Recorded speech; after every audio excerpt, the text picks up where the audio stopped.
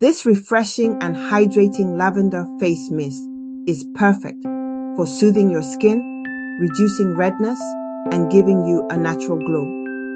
Lavender is packed with anti-inflammatory properties and helps to calm your skin while hydrating it. Ingredients: 125 milliliters distilled water or rose water for extra hydration.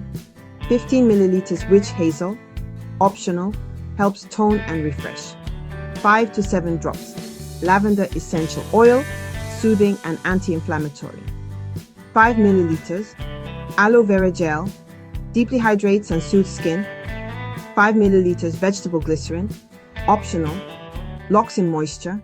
A small spray bottle. Instructions: 1. In a small bowl, mix distilled water, aloe vera gel and witch hazel. 2. Add lavender essential oil and stir well. 3. If using, add vegetable glycerin for extra hydration. 4. Pour the mixture into a clean spray bottle. 5. Shake well before each use and store in a cool, dry place. How to use: mist onto your face in the morning and night for a hydrating refresh. Use before applying moisturizer to boost absorption. Spritz throughout the day for a cooling glow up. Would you try this lavender face mist? Let me know below.